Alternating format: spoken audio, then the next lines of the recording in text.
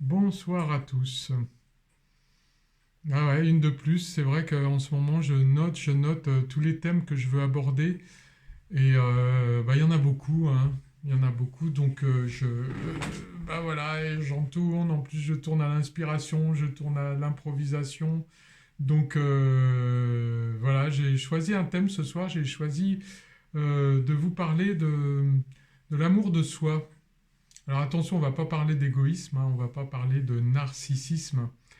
Mais on va parler de quelque chose de très très difficile à faire, c'est apprendre à s'aimer.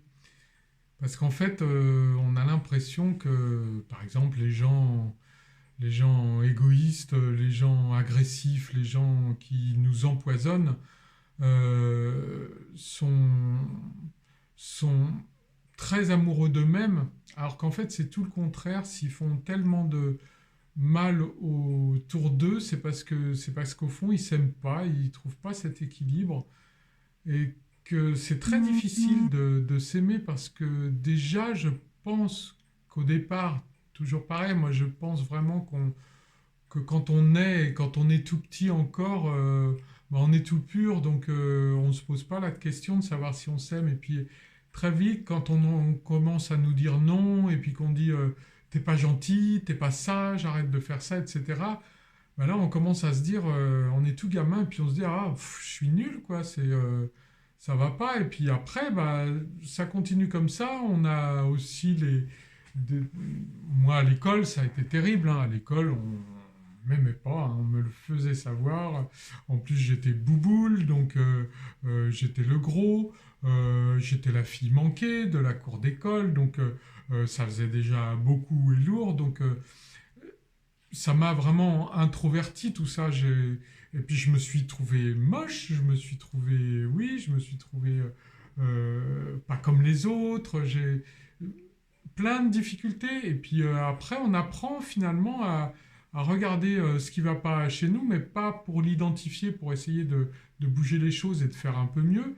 On apprend, c'est très étrange, on apprend à vivre avec et à se dire, ah bah c'est comme ça finalement. Je suis un peu. Moi, je me suis dit, ouais, que vraiment, au fond, je pense que je me disais que j'étais un peu loupé, quoi. Alors qu'en plus, on est absolument tous, même les gens que vous trouvez les pires et qui font les pires choses sur cette terre, sont des gens merveilleux. On est tous absolument merveilleux. Mais ce qu'il y a, c'est que si on ne le sait pas, ben on ne l'est pas. Voilà.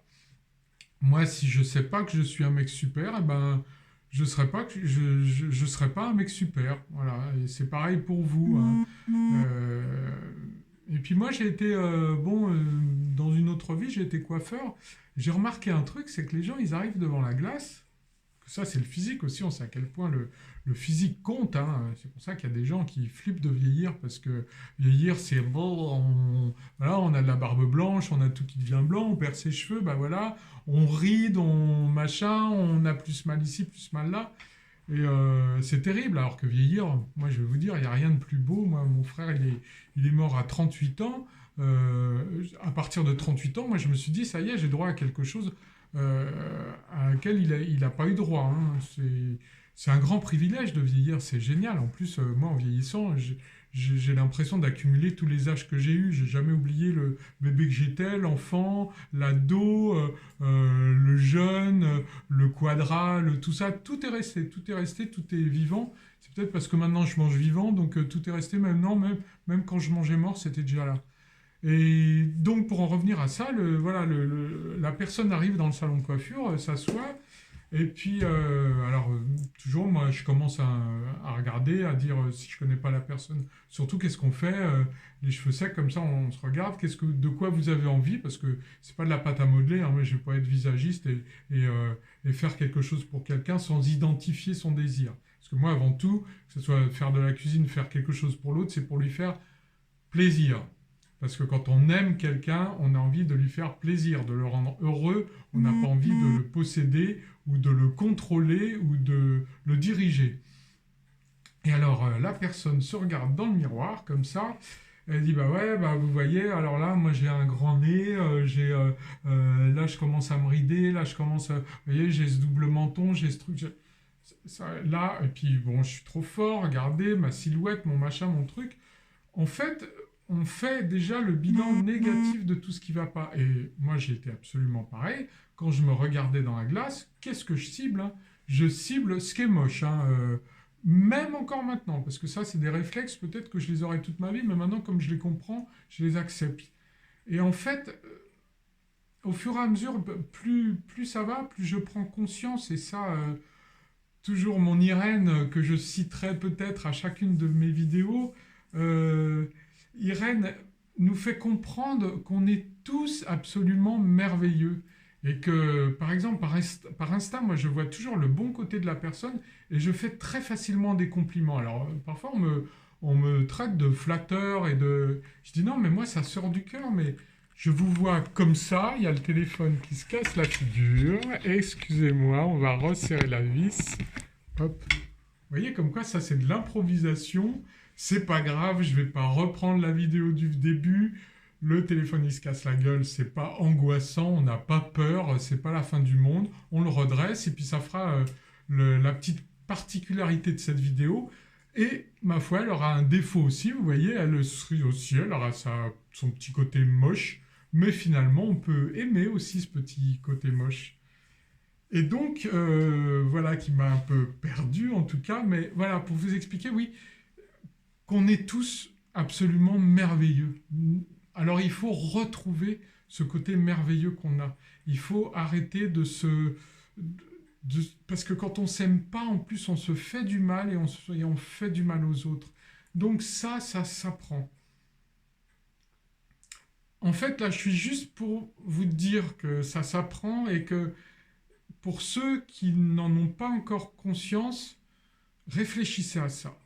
Réfléchissez au truc, vous dire, ah, finalement, ouais, je serais peut-être quelqu'un de vachement bien. Et puis ça va engendrer une pensée déjà positive, ça voudrait dire que vous êtes vachement bien, que vous allez pouvoir faire des choses vachement bien.